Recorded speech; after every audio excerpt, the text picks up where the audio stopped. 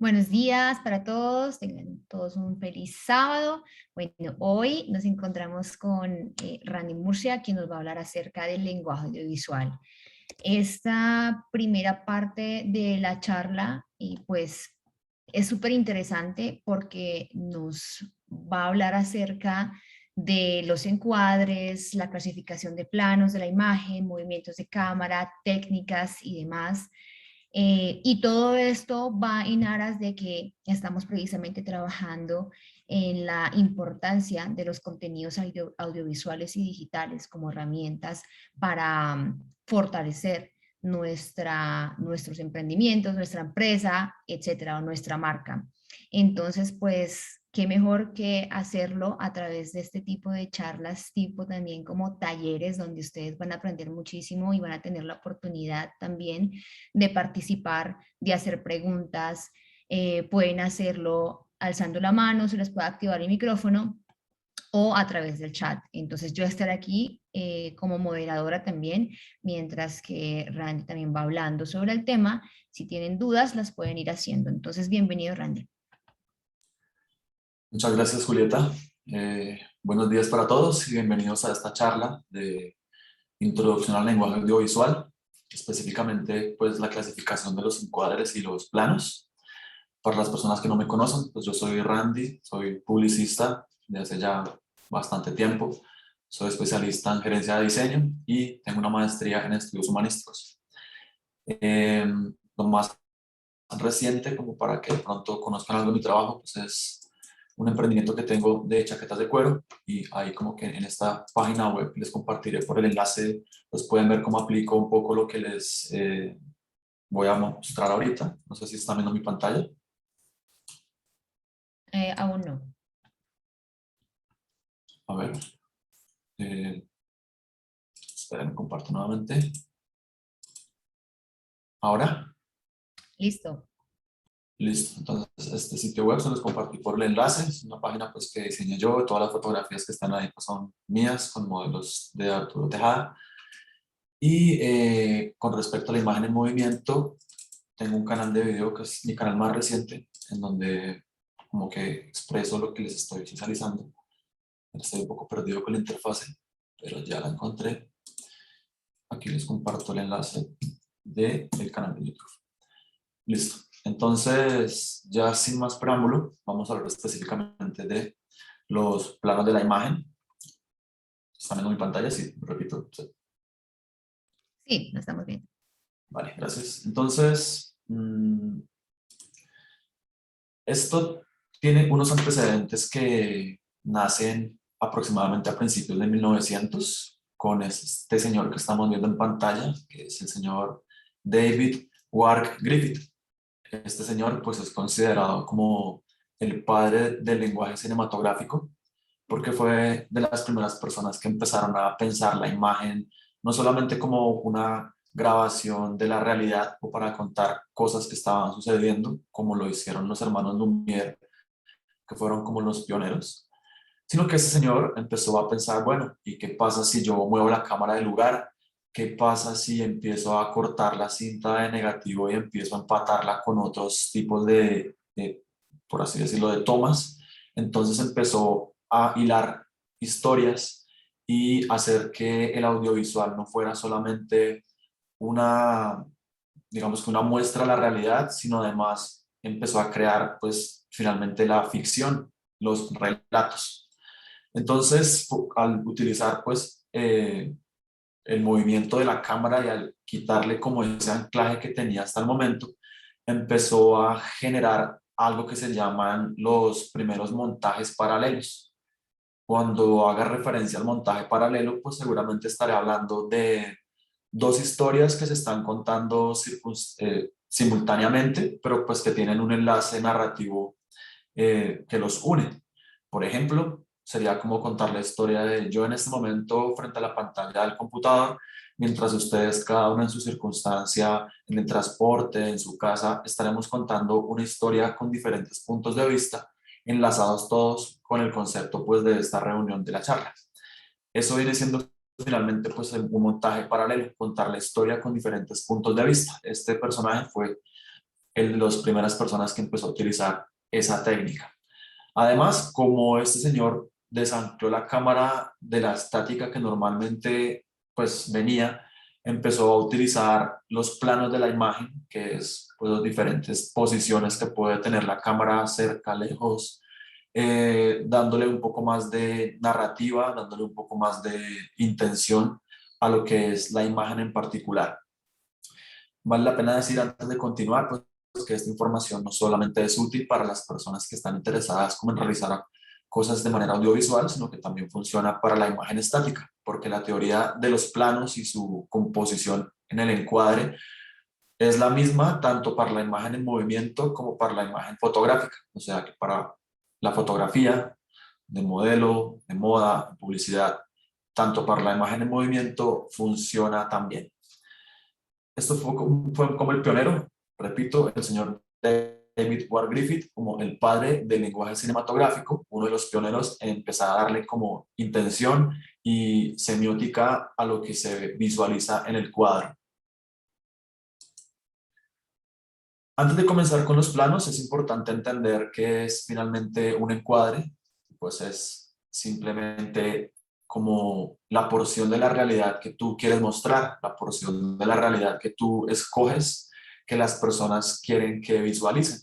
Ese finalmente viene siendo un encuadre.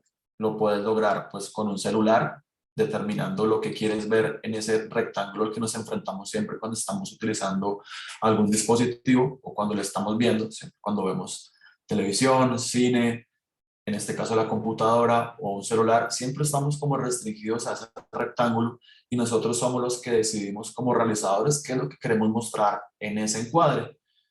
Nos vamos a encontrar entonces con tres tipos de encuadre muy comunes, específicamente el horizontal, el inclinado y finalmente el vertical, que es cómo dispongas el dispositivo que va a grabar y la porción de la imagen que tú decides escoger para mostrar. Eh, Tanto en la imagen fotográfica como en la imagen audiovisual siempre estamos enfrentados, y esto viene pues desde estudios que hizo la Gestalt, enfrentándonos a algo muy típico en este lenguaje que es la figura y el fondo. Y siempre se ha dado como ese dilema de qué es la figura, qué es el fondo y cómo pues la Gestalt finalmente pudo teorizar unas leyes o características que determinan cuándo es figura y cuándo es fondo. Sin embargo, en el lenguaje fotográfico a ese elemento figura normalmente se le llama el motivo. Siempre que hablemos del motivo, pues estamos hablando como de la persona, objeto o animal que roba el protagonismo y pues el fondo es el elemento que lo acompaña o que finalmente está como un background. En el caso de la fotografía que están viendo en este momento, hay un motivo principal que pues es esta copa y hay otras copas que al verse borrosas y al verse pues no con el enfoque total, pues están perdiendo el protagonismo y harían parte del fondo. Entonces, el motivo en el lenguaje fotográfico hace referencia al objeto, porque pues uno en modas, en publicidad, normalmente asocia la palabra motivo pues a un tipo de relleno que se repite o un patrón. En el lenguaje fotográfico el motivo hace referencia como a el protagonista o el objeto en el encuadre. Entonces, estos son como los dos componentes del encuadre, el personaje principal o el fondo. Obviamente en algunas ocasiones, sobre todo cuando queremos dar la introducción a un tema o empezamos como a contextualizar un espacio, puede salir solamente el fondo y ser ese fondo al mismo tiempo motivo. Es una dualidad que puede existir. Ya conociendo los componentes del encuadre, pasemos específicamente a visualizar el encuadre horizontal, que es el que estamos viendo en este momento en pantalla. Es el encuadre más tradicional del lenguaje audiovisual porque, insisto, cuando se creó la cámara, pues ese dispositivo originalmente grababa en una proporción pues como de 35 milímetros, o sea, una porción de la imagen muy hacia el horizonte. ¿Qué nos permite ese tipo de encuadre? Pues uno, dar una, digamos que, muestra de lo que es el espacio donde se están desenvolviendo los acontecimientos y además nos caben muchas personas. Entonces, cuando estamos tomando fotografía de paisaje, cuando estamos fotografiando panorámica o cosas que queremos mostrar, o el personaje como en el espacio, normalmente encuadramos de manera horizontal. Y así es como normalmente nosotros vemos los comerciales de televisión, las películas en el cine y en general pues los contenidos que vemos en la televisión. Pensando fotográficamente, pues tomamos la imagen de esta manera cuando queremos que salgan todos los personajes en la foto. Ninguno es protagonista, sino que todos se roban digamos que el protagonismo a la par. La característica de ese encuadre horizontal, bueno, aquí vemos otro ejemplo, en este caso de la película El eterno resplandor de una mente sin recuerdo, de Michel Gondry, pues es finalmente esa sensación de normalidad, tranquilidad, ya que la línea del horizonte pues finalmente es la que estamos acostumbrados a ver todo el tiempo.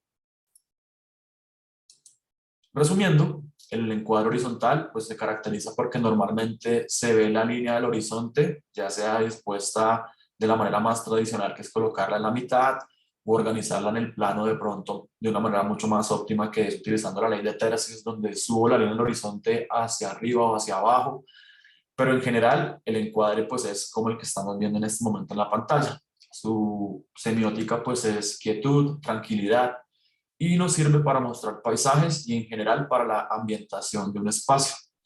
También funciona, como ya lo mencioné, para planos conjunto, que es cuando aparecen más de una persona en el cuadro, para que podamos ver más de, sí, por ejemplo, cuando vamos a tomar la foto de un grupo completo, pues la tomamos de manera horizontal.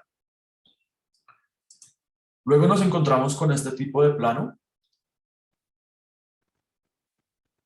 que es un plano pues un poco más atrevido, por así decirlo, y es el plano inclinado.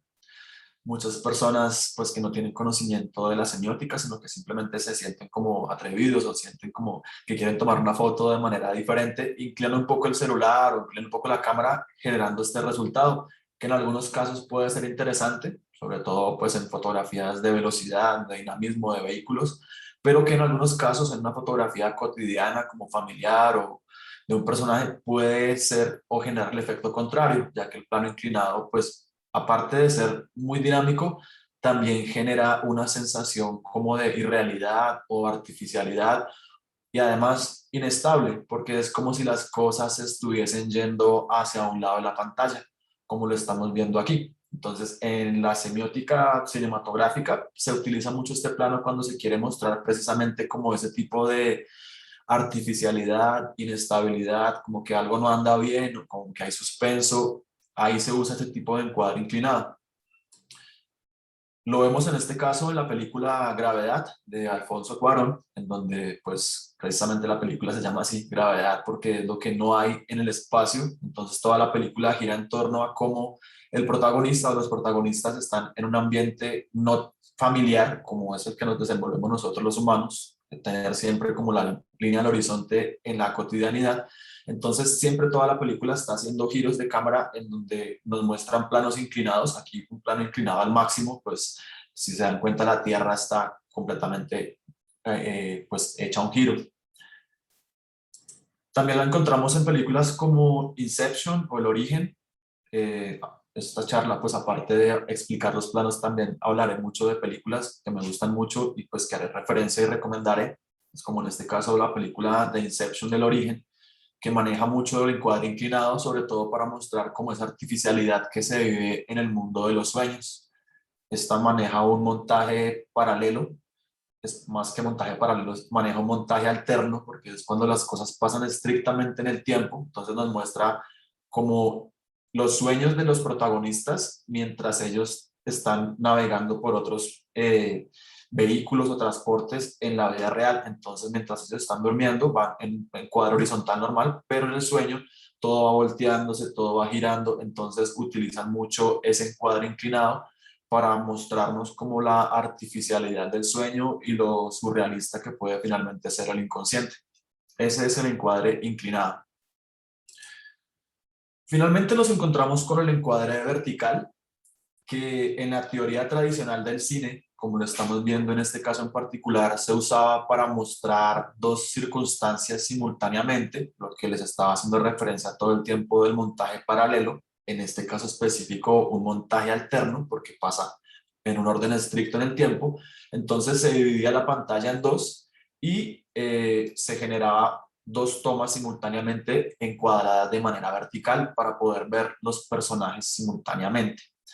Eso en el lenguaje tradicional del cine, insisto, como en el siguiente ejemplo de la película Kill Bill de Quentin Tarantino, en donde nos muestra dos circunstancias encuadradas verticalmente, pero pues para que quepan en la pantalla se colocaron de esta manera.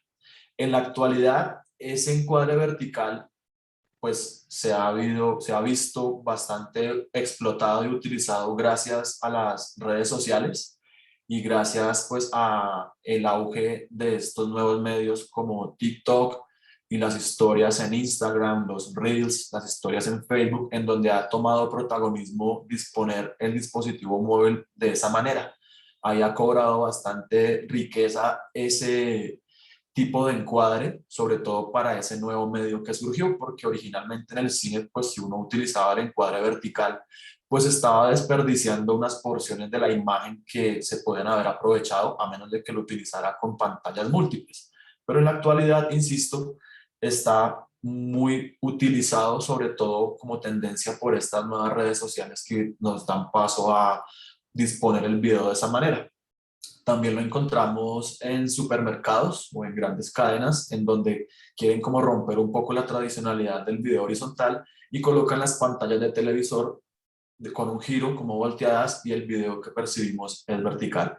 ¿Qué característica tiene? Normalmente pues permiten encuadrar, si hablamos fotográficamente, a objetos que no caben dentro de un encuadre horizontal, árboles, edificios y por supuesto el ser humano completo en el cuadro, de pies a cabeza. Esa es la característica del encuadre vertical. Esos son los tres tipos de encuadres que tenemos inicialmente para jugar. Disponer el dispositivo que va a captar la imagen de una manera horizontal, vertical o en su efecto inclinado con esas desventajas o ventajas que ya socialicé. Ahora sí vamos a profundizar con la clasificación de los planos. Digamos que hay personas que ya han tenido un acercamiento a esta temática, sin embargo, el plus de la charla es la clasificación de los planos que pueden llegar a tener dependiendo el tamaño del plano, el ángulo en el que se encuentre la cámara y el punto de vista que quiera hacer referente el director que está realizando pues el audiovisual. Normalmente muchas personas conocen los planos según su escala, pero hoy aprenderemos que al momento de realizar un guión técnico, o sea, una pieza para una producción audiovisual, es necesario tener conocimiento de, de los tres tipos de clasificaciones. Entonces, iniciamos con la clasificación de los planos según su escala, aunque aquí en esta diapositiva, pues yo lo que hice fue crear un cuadro sinóptico con todos los tipos de planos que encontramos según su clasificación, pero que por supuesto iremos viendo en el transcurso de la charla uno por uno, comenzando específicamente con los planos según la escala. En este momento vemos un fotograma de la película 2001, Odisea del Espacio, haciendo la introducción a los planos según la escala. Y el primero que tenemos, voy a comenzar desde el plano más abierto, eso no lo especifiqué en la presentación, pero lo digo desde acá, cuando hablamos de planos según su escala, los podemos delimitar además por otra clasificación que es abiertos, obviamente los encuadres más amplios, hasta el cerrado, que es finalmente cuando la cámara se acerca a lo que más se puede, en este caso pues al ser humano, que siempre es como el eje de todo. El primer plano abierto, según la escala, es este gran plano general, también conocido como panorámica. Lo vemos en este fotograma de la película Mad Max Fury Road, una película que retoma el clásico de George Miller en el 2015 con mucha acción. Y la característica de este plano pues es que intenta, como en su semiótica, mostrar la insignificancia humana con respecto a la magnitud de la naturaleza.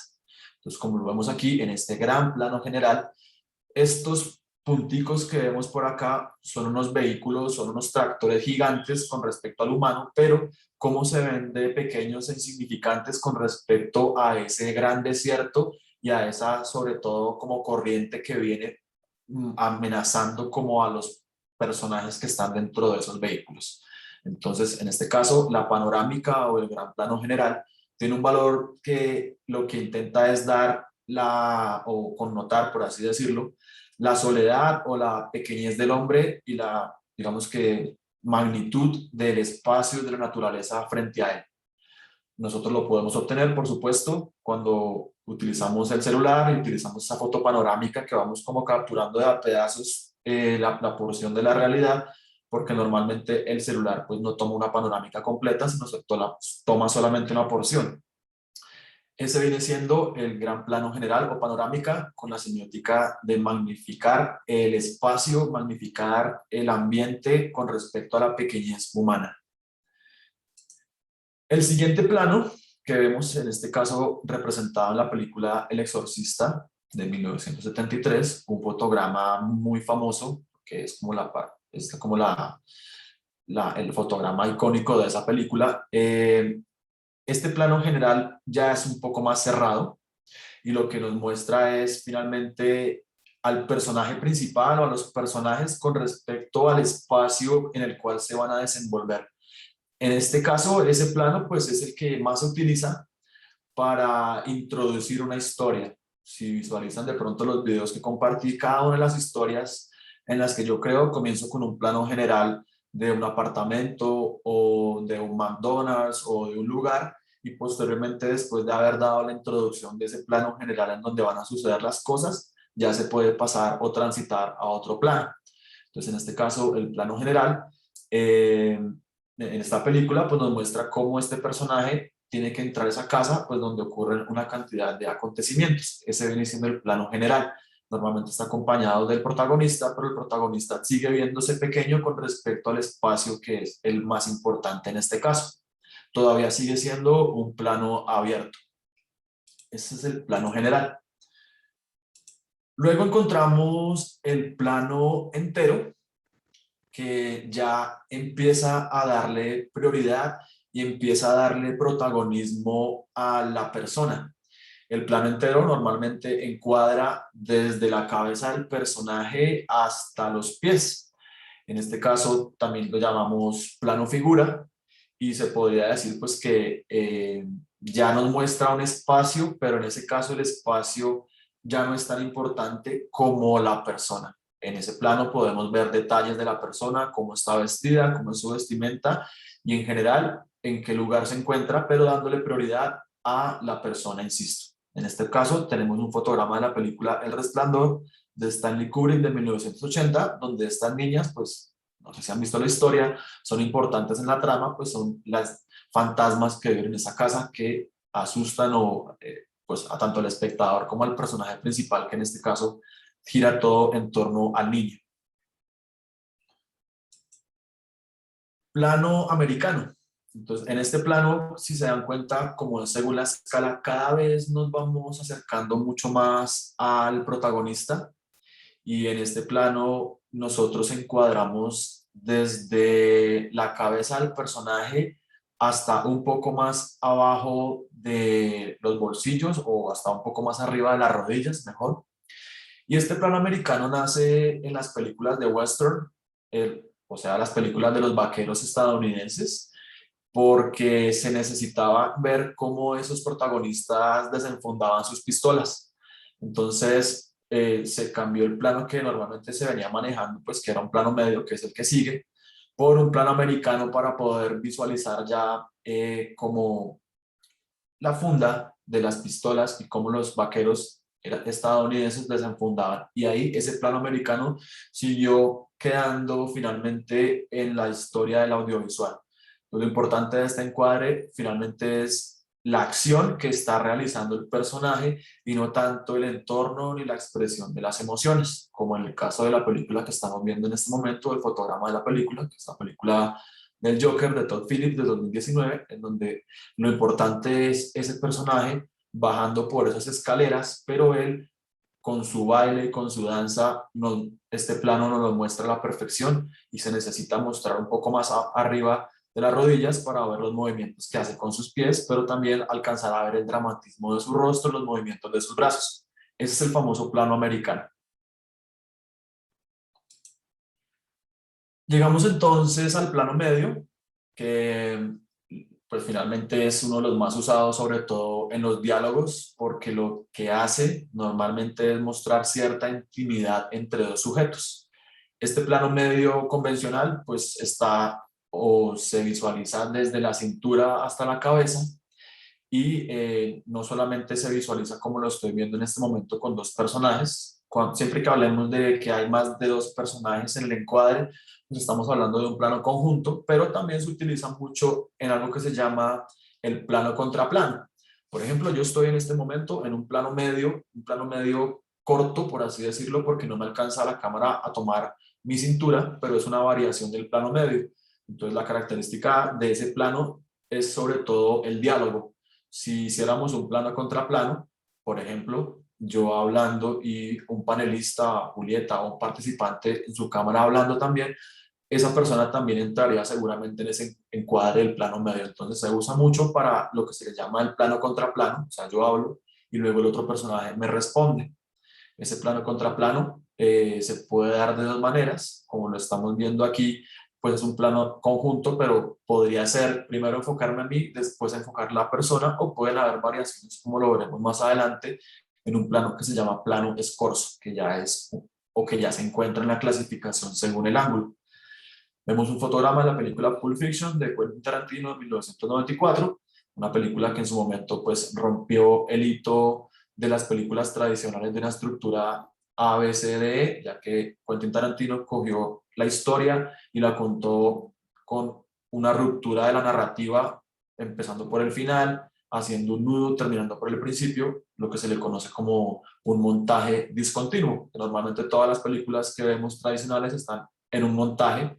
Pensemos que el montaje pues es una técnica que finalmente empata las películas mediante la edición. Entonces, cuando hablo de montaje, pues es como esa película fue organizada. Entonces, todas las películas que nosotros vemos o todos los audiovisuales que nosotros vemos tradicionales, las de Disney, por ejemplo, las de Marvel, pues están contadas con un montaje continuo.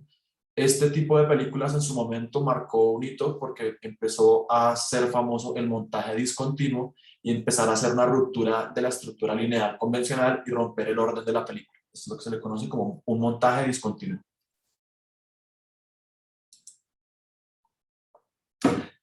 Llegamos entonces al plano en el que yo me encuentro en este momento, que es un plano medio corto, en donde se le da más protagonismo y digamos que se rescata más al personaje y el entorno ya finalmente es importante, pero queda en un segundo plano, como en este caso de la película Cinema Paradiso de Giuseppe Tornatore de 1988.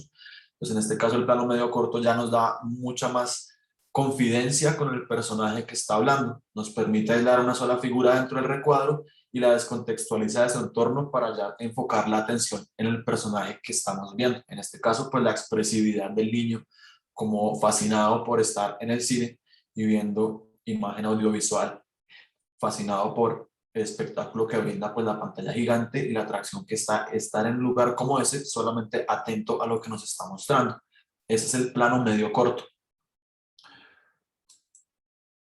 Llegamos entonces a planos cerrados o planos cada vez más cerrados, o sea que la cámara cada vez se va cerrando y acercándose más al personaje principal. Nos enfrentamos entonces en este momento al primer plano, que es la intimidad o la confidencia total con respecto al sujeto. Ahí es donde finalmente podemos ver la expresividad de los rostros, los detalles, si de pronto el personaje tuviera una máscara o estuviera cortado o si tuviese algún tipo de detalle importante, este vendría siendo el plano perfecto. El primer plano pues normalmente abarca las cabezas de los personajes, ¿cierto?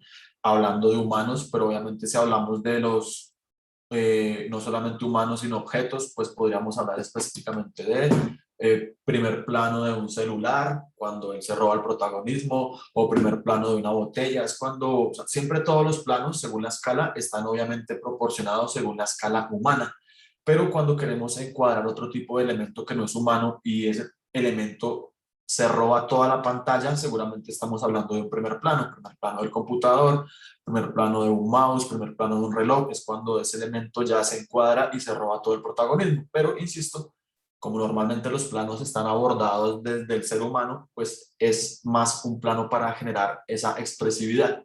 En este momento nos enfrentamos a un fotograma de la película Psicosis de Alfred Hitchcock, con una escena pues que marcó un hito en el momento, porque en eso pues había como cierta restricción de ese tipo de películas, y Alfred Hitchcock de una manera muy sutil pues mostró el asesinato de esta persona en la ducha con una serie de planos. De hecho, no, debe haber puesto también ese plano.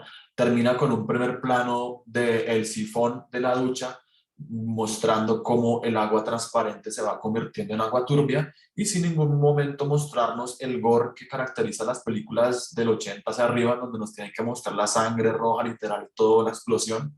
No, de una manera muy sutil nos muestra cómo el personaje fue asesinado sin tener que mostrar el acto como tal. Bien, ese es el primer plano. Es muy famoso, muy estético. Me gusta mucho la utilización de ese plano porque le da mucho dramatismo como al audiovisual y se centra específicamente en el protagonista. Para terminar con la clasificación de los planos según la escala, nos encontramos con este plano llamado plano detalle, o el primerísimo primer plano también, como lo quieran llamar, plano detalle o primerísimo primer plano.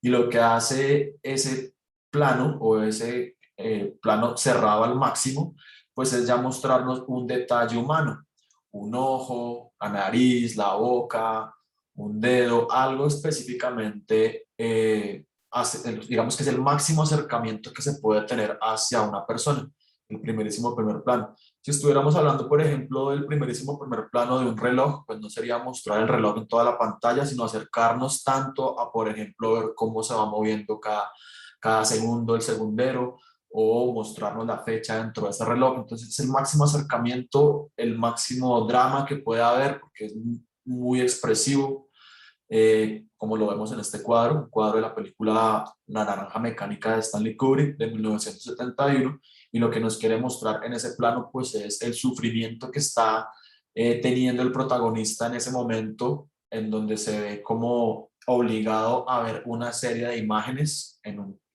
tratamiento que el gobierno le tuvo que dar para cambiar su conducta. Contextualizó rápidamente la película. El tipo es un tipo que que le gusta mucho la violencia, le gusta cometer actos violentos, pero lo detienen, y para hacer cambiar como su conducta lo exponen a un nuevo tratamiento conductista donde le muestran imágenes, y esas imágenes se las asocian con una música que a él le gustaba, que es la Novena Sinfonía de Beethoven, y cada vez que el tipo escucha la Novena Sinfonía de Beethoven, después de ese tratamiento, queda dañado, queda perturbada su cabeza. Entonces, a lo que quiere mostrar este plano de detalle en particular, pues es precisamente esa exposición obligada y el sufrimiento que está teniendo al ver esas imágenes, y cómo un doctor o un asistente le aplica unas gotas en su ojo, pues porque como las tiene forzadas a ver, el ojo no puede lagrimar. En este caso es un ejemplo perfecto para lo que es el plano de detalle, por supuesto, en los referentes que estamos teniendo hoy, que son las películas de cultura popular. Esta es la clasificación de los planos según la escala, que es la más famosa. De pronto muchos de ustedes ya lo conocían, se han tenido un pequeño acercamiento, y pues por supuesto la idea es, después de aprender esto, intentarlo practicar en el rol o en el ejercicio de cada quien. Ahora viene una clasificación de los planos según el ángulo. Entonces yo les creé esta gráfica en donde podemos ver cómo, dependiendo de donde coloquemos la cámara, puede cambiar la visualización del plano, ya sea por su angulación o por su posición. Entonces aquí estoy dando una abrebocas de lo que serán específicamente los planos: cenital, picado, frontal, contrapicado, nadir, y posteriormente pues el dorsal, el escorzo, el tres cuartos y el perfil. Esos son como los ángulos según, los planos, perdón, según el ángulo donde dispongamos la cámara. Esto también va a tener una carga tanto semiótica como estética, porque una de las características de utilizar ese tipo de planos es obviamente su significación y lo que puedan mostrar o lo que puedan expresar en el audiovisual. Nos enfrentamos entonces a este primer plano, que es el plano cenital. es un plano en donde la cámara se encuentra completamente perpendicular desde arriba hacia abajo, o sea, de arriba hacia el suelo. Tiene un carácter muy estético. Casi siempre ese cenital pues está en planos abiertos para poder ver un espacio. Entonces ya cuando ustedes aprenden la categorización de escala y ángulos, ya hablan de plano general cenital o plano entero cenital, ya empiezan a mezclar los planos. No solamente podemos ver la imagen desde un punto de vista, sino desde varios. Entonces en este caso estamos viendo un fotograma de la película Clímax de Gaspar Noé, película fantástica, perturbadora como todas las películas de Gaspar Noé. Hay personas que no las resisten, no las aguantan, otras personas pues que se fascinan por lo precisamente la estética del tipo y la forma de contar las historias que son estresantes para el espectador, pero visualmente bastante agradables y muy ricas en color. Entonces este encuadre cenital antes era un poco más difícil porque tenía que usarse una grúa o tener unos pisos para poder filmar hacia abajo, pero en la actualidad, gracias a la tecnología y gracias a los drones, pues se ha visto explotado de una manera mucho más sencilla. Insisto, una de las características más llamativas de este plano pues es su grado estético, porque como los humanos no estamos acostumbrados a ver las cosas de esa forma, nuestra visualización casi siempre es frontal. Cuando el director o el realizador audiovisual nos muestra un plano de arriba hacia abajo, para nosotros es fantástico y visualmente cómo se ven las cosas de esa manera es fascinante. La encontramos en películas como Psicosis, la encontramos en películas como Taxi Driver, la encontramos en películas como Requiem por un sueño. Bueno, podría utilizar el recurso de Google que no lo utilizaba hasta el momento y simplemente colocar cenital en el cine y seguramente nos van a aparecer N cantidad de imágenes que han utilizado ese tipo de recurso. Por aquí, estos son encuadres cenitales en miniatura, pues no los podía meter todos en la presentación. Estos que estamos viendo por aquí, estos que estamos viendo por aquí, en Requiem por un sueño, estos que estamos viendo por aquí, en Psicosis, otro que conozca por acá, esto no es, ya, este también es Sunshine Redemption, también es un cenital fantástico. Esos son los planos cenitales. Dejemos por aquí el recurso de Google, de pronto lo podemos seguir utilizando. Eso es el plano cenital o el ángulo cenital. Tenemos entonces, digamos que vamos viajando con la cámara que está encima de nosotros completamente y la vamos llevando hasta el punto de que llegue a quedar por debajo. En ese viaje nos encontramos con este plano o ángulo picado de un fotograma de la película de Danny DeVito, Matilda, que seguramente hemos visto todos, muy bonita, nunca la hemos visto, seguramente, no creo que la hayan visto ustedes como desde el punto de vista de lenguaje audiovisual, sino simplemente por diversión, pero la película está muy bien hecha, es muy rica, pues además tiene un mensaje lindo.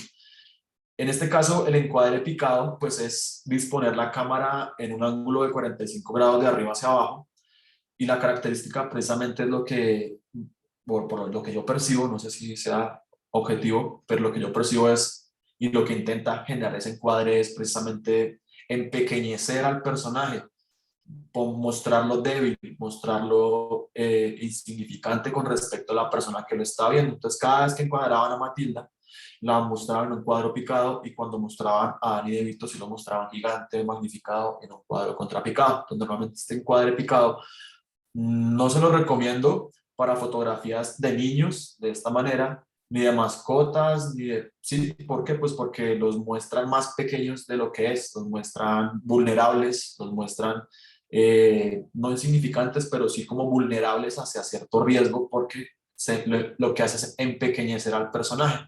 Si ustedes colocan seguramente picado en el cine, nos aparecen algunas escenas, por ejemplo, de Avengers, no sé si está por aquí. Sí, por ejemplo, esta es famosa, mostrarla como un cuadro picado. Entonces, eh, quería ver la foto. Pues bueno, estaba haciendo referencia a este cuadro de acá. Este no, este sí. Entonces, este cuadro picado de los dos superhéroes famosos, ¿cierto? Pero en este caso nos los está mostrando de arriba abajo, o sea, nos los están mostrando súper pequeños. como no insignificantes, pero sí vulnerables. ¿Y por qué? Porque es que seguramente está mirando que en la parte de arriba hay un personaje mucho más grande, más peligroso, como puede ser Thanos o como puede ser Hulk, ¿sí? Entonces, con respecto a ese otro personaje que es gigante, en este momento esos dos superhéroes pues están minimizados, están en problemas, entonces esa es como la semiótica del picado, como minimizar y generar esa sensación de vulnerabilidad. Espérenme, restablezco, o si no se me queda así esto. Esto. Ese es el encuadre picado. Luego, según esa clasificación, nos encontramos con el más típico de todos, que es el frontal. No es que sea aburrido, pero pues es el que más se usa cuando uno no tiene como la visión de poner la cámara en otro lugar diferente. Entonces, cuando uno quiere mostrar algo convencional, algo cotidiano, normalmente utiliza el encuadre frontal, pues que es colocar la cámara a la misma altura de los ojos del personaje, generando esta sensación bidimensional. Entonces, cuando uno utiliza el encuadre frontal, es como si estuviera mostrando una animación de 2 dimensiones donde los muñecos son completamente planos. Entonces, también se les llama eh, encuadre normal o neutro, porque finalmente es como si estuviera mostrando la realidad y como si una persona estuviera viendo a través de mis ojos. Es el encuadre más cotidiano y pongo la cámara completamente mmm, adelante de los ojos. Insisto, la idea de esto es que a las personas que les llama la atención y que les guste, cuando esté hablando de lenguaje audiovisual, tanto fotográfico como audiovisual, pues ya pueda mezclar los planos. Pues, si estamos hablando específicamente de este cuadro de la película Pulp Fiction de Quentin Tarantino, el 94, podemos decir que estamos viendo un plano frontal, un plano medio, de hecho un plano medio corto, frontal, de Uma Thurman y John Travolta. Pues plano medio según la escala, pero plano frontal según la posición de la cámara, ¿vale? Ya podemos hablar del cuadro de una manera mucho más rica. Ya no solamente decimos plano medio corto, sino además plano medio corto frontal. Y así todos se pueden empezar a unir e integrar, que es lo que empezaré a hacer a partir de ahora en la presentación, unirlos. Plano frontal 3/4. El mejor ejemplo que encontré fue este fotograma de la película Amélie de Jean-Pierre Jeunet del 2002, en donde la característica de este tipo de plano pues es precisamente, a diferencia del anterior, la tridimensionalidad que genera, ¿sí? Ya el hecho de colocar la cámara en esa posición como de 45 grados frontal ya me hace que hayan ciertos factores físicos como la luz y la sombra que me permitan generar una sensación tridimensional. Entonces uso este cuadro sobre todo para enriquecerlo, a diferencia del anterior que es un plano mucho más bidimensional, los personajes están como si fueran ahí pegados al fondo. En este caso, el plano 3/4 automáticamente saca ese personaje del fondo, ya que el 3/4 rescata las luces y la sombra del personaje. Si hablamos de el encuadre, podría estar en un límite entre, según el ángulo, según la escala, perdón, podríamos estar hablando entre un límite de el primer plano y el plano medio corto, ¿sí? Yéndose más como hacia el primer plano. Si hablamos el lenguaje uniéndolo o integrando lo aprendido, estamos hablando de un plano medio corto 3/4 o un primer plano 3/4. Llegamos entonces a este plano famoso en el cine, sobre todo en las películas de Francis Ford Coppola y de Martin Scorsese. Me han preguntado que si el nombre de Scorso tiene que ver con Scorsese. La verdad, no. Pareciera, porque es uno de los recursos más usados por Martin Scorsese en sus películas, utilizar este ángulo Scorso. ¿Y cuando es Scorso? Pues cuando tomo la persona que está hablando con otra desde atrás de él, pero entonces alcanzo a meter una porción del personaje. Ese es como el ángulo escorzo, cuando utilizo una porción del personaje, casi siempre borroso o en un segundo plano, y enfoco toda la acción en el personaje que está hablando. Y puedo hacer ese juego, lo que les decía, de plano contra plano, mostrarlo a él y después mostrarlo a él. Y cuando lo muestro a él, muestro a, en este caso, el protagonista de la película, Robert De Niro, poco borroso y él en primer plano, obviamente haciendo el contraplano. Entonces, El plano escorzo incluye al sujeto protagonista de cara, que en este caso es Robert De Niro, y al sujeto que escucha de espalda, que en este caso es 1X. Enfatiza al sujeto que tiene la acción en ese momento, por ejemplo, hablar, en este caso Robert De Niro, y la cámara se sitúa justo detrás del sujeto filmado en 45 grados, dejándonos ver los dos personajes en el diálogo. Este es el ángulo escorzo. También podría meterse en la tercera clasificación que hablaré ahorita, pero como es disponiendo la cámara ya casi atrás, o sea, la cámara la ponemos detrás, casi en un ángulo en contra, pues lo metí aquí.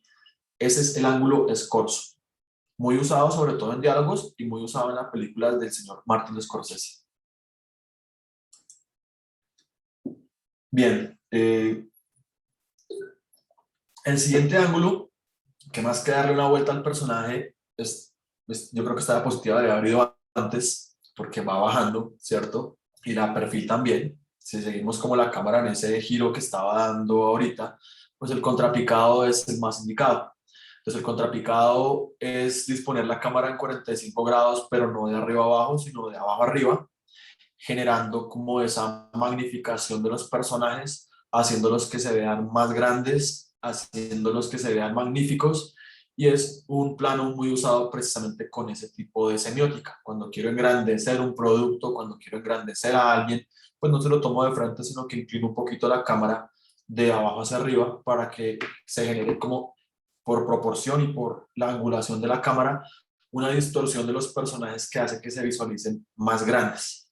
En este momento, pues estamos viendo un fotograma de la película Jackie Brown de Quentin Tarantino, y Quentin Tarantino pues es muy famoso por este tipo de ángulo contrapicado, sobre todo en un tipo de escenas que se llaman las escenas del maletero. Él utiliza mucho ese recurso de poner la cámara dentro del baúl de un carro y siempre abren el baúl y están las personas en plano contrapicado, magnificándolas y mostrándonos como la vulnerabilidad de nosotros. Vamos a ver que ahorita podemos hablar además de una cámara subjetiva, que es como la que estamos viendo en este momento, como si nosotros estuviéramos metidos dentro del maletero del carro. O sea, esos dos mafiosos nos encerraron a nosotros allí y ellos en este momento son nuestros verdugos, nosotros estamos allí como amenazados por ellos. Entonces ellos se ven mucho más grandes porque ese plano contrapicado pues sirve para magnificar, ensalzar, rescatar o agrandecer, etcétera, al sujeto. Entonces, en recurso fotográfico, pues también es muy usado, ¿cierto? O en fotografía de producto, cuando quiero que algo sea mucho más grande, pues utilizo este tipo de ángulo contrapicado en donde la cámara está de abajo hacia arriba. Y estas son las famosas escenas de maletero de Tarantino. Ya haciendo ese viaje completo desde cenital, picado, frontal, contrapicado, llegamos a este último que es el nadir, que en su momento, antes de la tecnología del celular, era bastante complicado de hacer porque en este caso en particular la cámara tiene que estar completamente en el piso o por debajo del personaje principal. Entonces es un contrapicado llevado al extremo máximo, donde la cámara se coloca de abajo hacia arriba de manera que se visualice el cielo.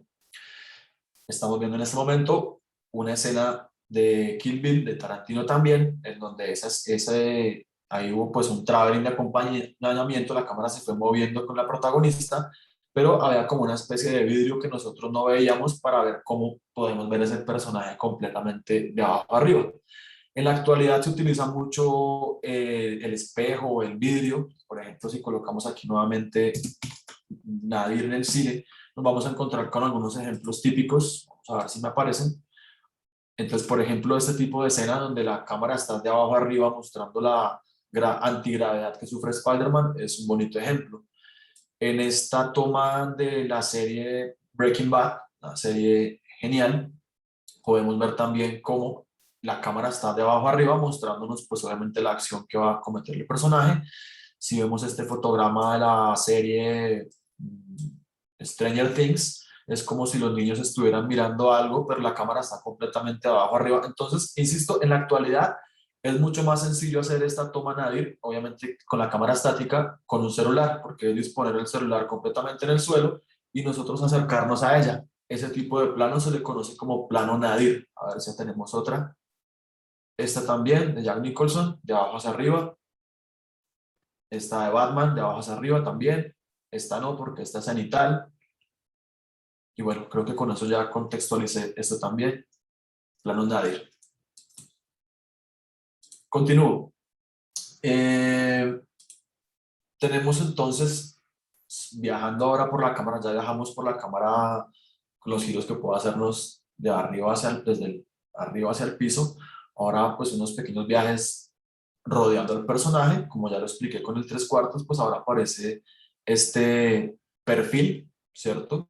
Del fotograma de la película Birdman de Alejandro González Iñárritu, una película fantástica también, creo que ganó un Oscar. Y el plano perfil pues es simplemente encuadrar al personaje de lado para poder ver las facciones de perfil de un personaje y en este caso en particular pues también poder ver el espacio en donde se encuentra desde otro punto de vista. Entonces, aquí la semiótica de este tipo de encuadre, por lo menos en este fotograma, es mirar lo que él está viendo. Entonces podemos ver al personaje, pero sabemos que también está teniendo su mirada como hacia afuera del teatro donde él se encuentra en esta terraza. Si volvemos a hablar en conjunto con lo que hemos aprendido, pues estaríamos con un plano medio corto de perfil de el protagonista de la película. Se me pasa el nombre de este actor. Ese es el plano perfil. Tenemos entonces el ángulo holandés, que es una variación de encuadre inclinado. ¿Sí?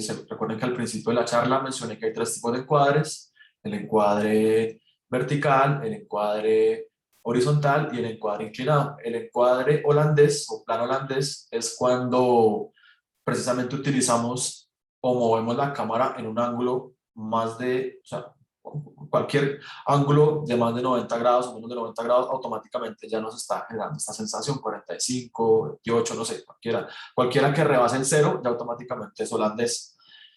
Es delicado de usar porque su semiótica precisamente es como mostrar, y ya había hablado de eso, la inestabilidad del personaje protagonista. En este caso, pues, Bruce Willis, que automáticamente aparece en un manicomio, en la película 12 monos.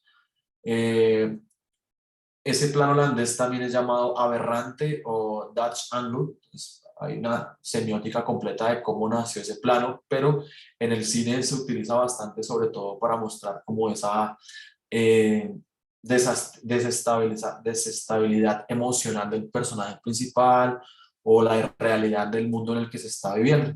Podemos buscar otros planos Dutch angle o holandés para que tengan una perspectiva mucho más amplia en el cine.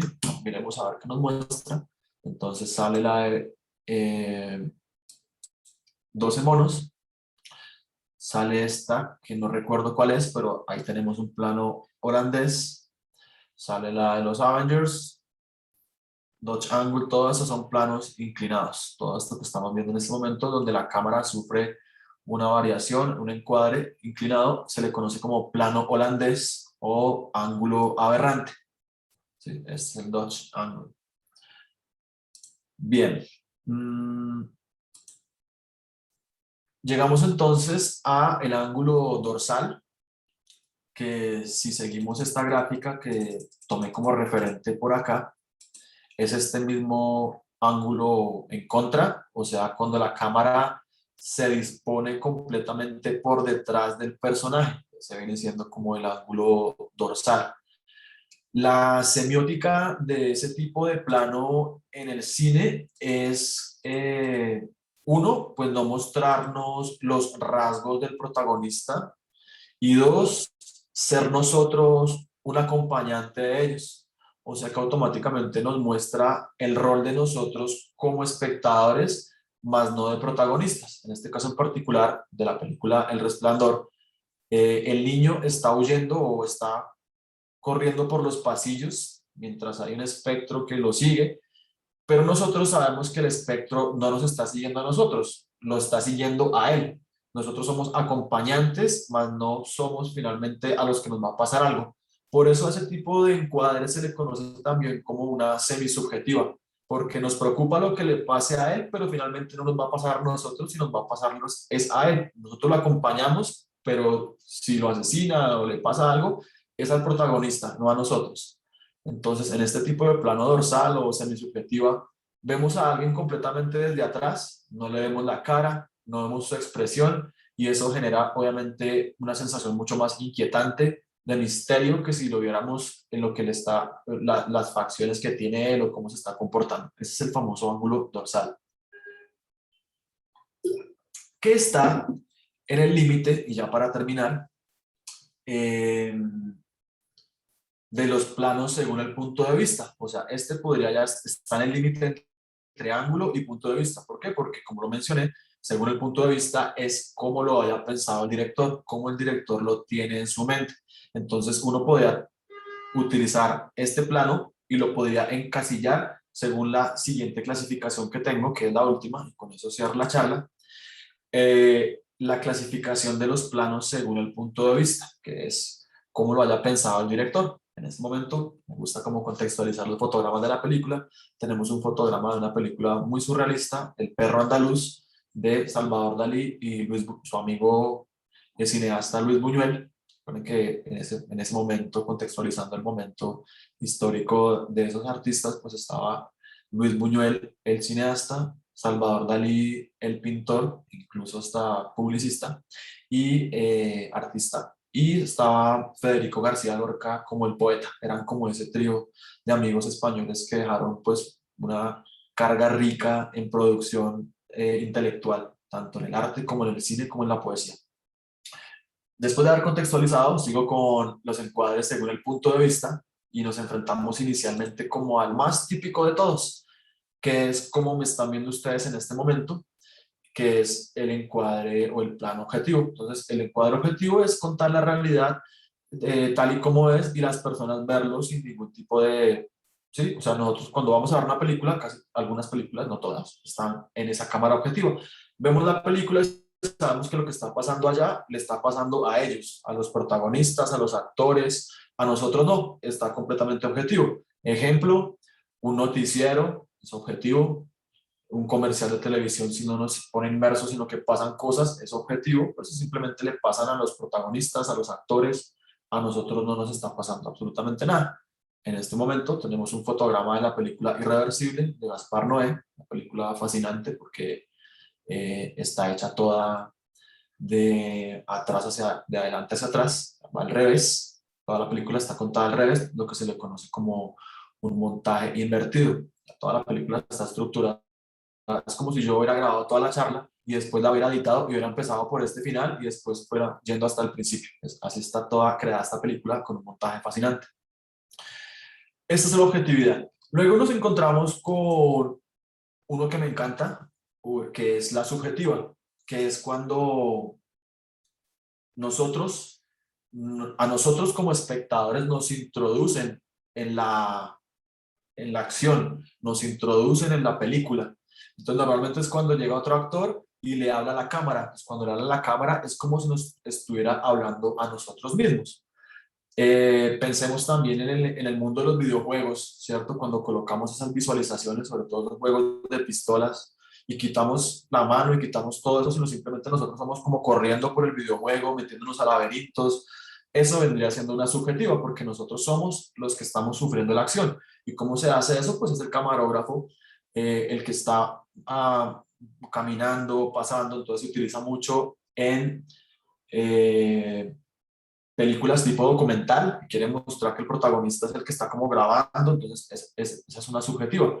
En este caso en particular, pues estamos viendo un fotograma de la película La Naranja Mecánica de Stanley Kubrick del 71, en donde ya contextualizado un poquito, a los tipos les gusta bastante la violencia, son extremadamente violentos y en este caso están eh, invadieron un apartamento, van a violar a esta muchacha y el tipo, el esposo de ella, en este momento se encuentra atado, sí, atado, amarrado, y él le está hablando al tipo. Entonces, en ese caso, cuando él le está hablando al tipo, nosotros en ese momento de la película somos el tipo amarrados, somos el tipo atados sin poder hacer nada mientras están haciéndole daño a un ser que queremos. Esa es como la labor de la subjetiva, meternos a nosotros en el papel y hacer como si nosotros nos estuvieran pasando las cosas. Es un recurso muy, muy bonito, muy rico porque inmersa al espectador y hace que lo hace partícipe del audiovisual.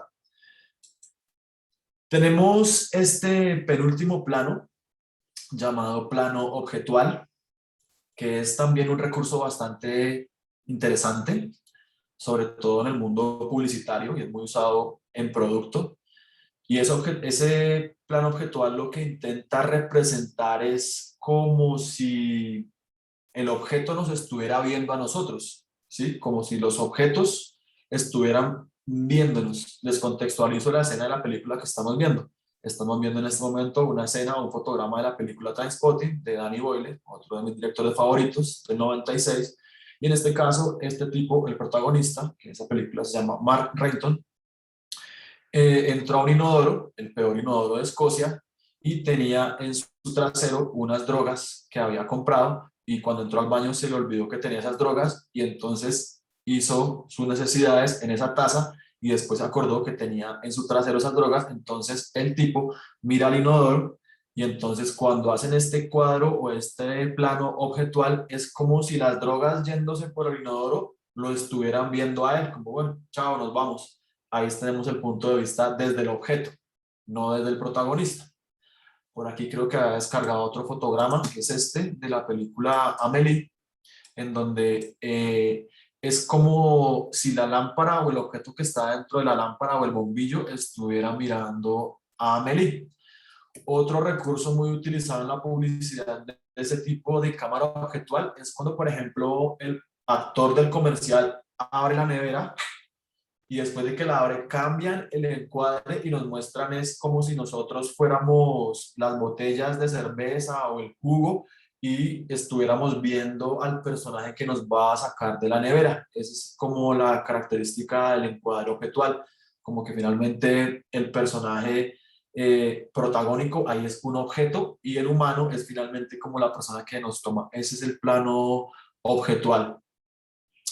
Finalmente, y ya para terminar, es una charla corta, tenemos los planos indirectos, que lo quise colocar ahí como según el punto de vista, porque finalmente es un recurso que se utiliza o que utilizan los directores pues para mm, generar como ese plano escorzo en algunos casos. Recuerden que escorzo es cuando sale una porción del personaje que está escuchando y se ve la porción del principal, pero no es que en este caso, en el indirecto, tanto el personaje el principal como el que escucha, ambos son el mismo. Entonces, a eso se conocen como planos indirectos. Cuando se utiliza el reflejo en un espejo, el reflejo en un vidrio. Hay una escena muy famosa, no sé por qué no la coloqué, hasta ahora me llega a la mente. Este es un fotograma de la película 28 días después, de Danny Boyle, que es su visión de, de las películas de zombies, muy estética, pues porque este tipo es un inglés, a diferencia como del cine que se venía haciendo hasta el momento ochentero, más por el lado del cómic,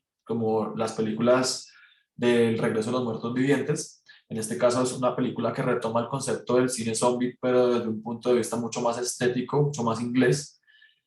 Perdón por la descontextualización, un plano indirecto se utiliza en la película El Cisne Negro de Darren Aronofsky, cuando nos muestran todas estas chicas bailando por los espejos, pero cómo hicieron para, hay un video que muestra cómo hizo la postproducción para borrar al personaje del espejo y que no se vean reflejados. Eso obviamente se hizo pues en postproducción. Y ese finalmente es un plano indirecto, cuando se encuadra específicamente es a un reflejo y no al personaje principal. Y creo que eso es todo lo que tenía preparado para por lo menos esta clasificación de los planos que podemos encontrar aquí, las abordamos todos y ya podemos hablar del audiovisual no solamente desde un punto de vista, sino que ahora aprendimos que podemos hablar desde tres puntos de vista diferentes de cómo las cosas se ven enmarcadas en este rectángulo que obligatoriamente nos enfrentamos al ser realizadores audiovisuales, fotógrafos, publicistas y cualquier actividad que se desenvuelva en el rectángulo que es la pantalla. No sé si alguien tenga alguna pregunta, alguna sugerencia, con mucho gusto se la soluciono. Abrimos el espacio acá por si hay dudas, si alguien quiere también aportar un comentario. Bueno, por ejemplo acá, Gina Potis, qué interesante, mil gracias por compartir este saber, maravilloso, estoy aprendiendo mucho. Claro que sí, Gina, así es, esa es la idea. Y la verdad han sido temas, o sea, este tema ha sido súper interesante, hemos aprendido muchísimo y asimismo cómo manejar también el tipo de cámaras dependiendo del mensaje que queremos transmitir. Talento humano, ninguna pregunta, gracias por la información brindada. Bueno, toda esta información precisamente es para que ustedes lo apliquen en su vida, para el uso, no sé, de videos, productos de su marca. Tengan en cuenta como todas estas clasificaciones de los planos que acá nos expuso Randy, que en realidad son los que uno tiene que tener en cuenta al momento de dar un mensaje y un mensaje correcto. Diana dice, me encantó el tema de los planos. Bueno, claro que sí. Y gracias pues a Randy por todo este conocimiento. Esto tiene que ser con algunas cámaras específicas, preguntan. No, obviamente, pues las grandes productoras tienen mucho más recursos para poder utilizar diferentes tipos de angulaciones, pero nosotros con el celular ya podemos generar este tipo de encuadre de una manera rústica, o sea, con un celular o con una simple cámara nosotros podemos generar cualquier tipo de estos planos. Ya obviamente que la calidad de la cámara y el tipo de lente afectará, por supuesto, la visualización, eso sí, pero nosotros con la cámara más económica o con el celular que por lo menos tenga una cámara ya sea de imagen o ya sea de imagen en movimiento, podemos generar cualquier tipo de estos planos que de pronto no se visualice tan profesional como la persona que ya sabe la técnica para utilizar el lente específico para hacer un gran angular de una conversación o un plano contra plano, es otra cosa. Pero nosotros con nuestros recursos podemos aplicar esta teoría porque finalmente esta es, insisto, la teoría más no la técnica. Entonces, entendiendo la parte teórica, se puede aplicar con cualquier tipo de dispositivo, el que sea. Súper, perfecto. Bueno, pues para los que quieren también como retomar este tema y volver a ver la información y demás, este video también va a estar subido en el canal de YouTube de la facultad, también está publicado en las redes de Facebook de Uniciencia, lo estamos transmitiendo en vivo, entonces pueden ingresar a las redes y pueden también verlo desde allí. A todos ustedes, pues muchas gracias Randy por toda esta información que nos brindaste hoy. Ha sido muy grato para nosotros el tener que tener estas oportunidades para aprender y así aplicarlo también a todo lo que nosotros hacemos como profesionales. Muchas gracias a ti y a todos los que participaron y asistieron. Gracias a ustedes por la invitación y con mucho gusto estoy pendiente para una próxima charla. Preguntan que si se puede hacer una parte teórica, por supuesto, sería interesante como intentarlo hacer en postproducción. Claro que sí, con mucho gusto y puede haber de hecho una segunda parte de esta charla que es ya cómo se pueden aplicar los planos con la imagen en movimiento, que es una clase tanto de montaje como de movimientos de cámara. ¿Listo? Pues, con muchísimo gusto. Listo, perfecto. Entonces vamos a agendarnos para tener una clase también presencial y práctica para que ustedes puedan saber ya un poco más cómo es el uso de las cámaras, cómo se trabaja en el campo, etcétera. Entonces, pues súper abierta también la invitación a todos ustedes. Un abrazo gigante, tengan un feliz sábado, cuídense mucho y nos vemos la próxima semana. Gracias para todos. Lo mismo. Feliz tarde. Chao. Chao.